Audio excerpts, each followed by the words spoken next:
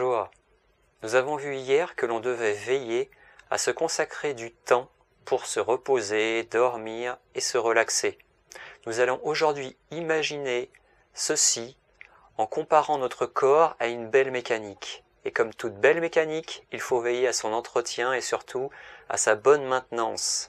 La journée, la belle mécanique fonctionne à plein régime, elle produit de l'énergie en traitant la nourriture et l'oxygène qu'on lui fournit, et cette énergie est utilisée pour assurer les mouvements, lutter contre les maladies, et surtout alimenter l'ordinateur central constamment sollicité qu'est notre cerveau.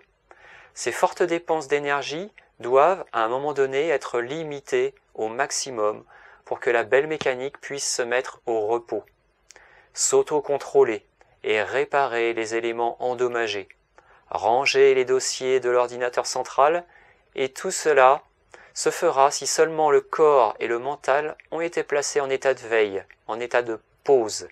De nos jours, certains arrivent à ne plus réussir à se mettre dans cet état de pause, et c'est alors la mauvaise solution qu'ils choisissent. Au lieu de chercher un moyen de mettre la machine au repos, ils vont chercher des stratégies pour doper artificiellement le moteur par des produits chimiques.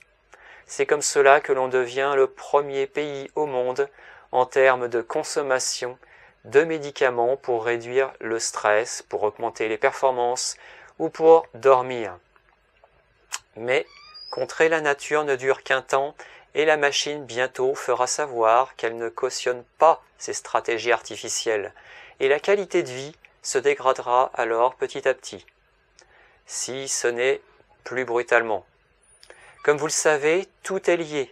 Le corps, le mental ne font qu'un, et si un commence à ne plus fonctionner correctement, il entraînera des répercussions sur l'autre.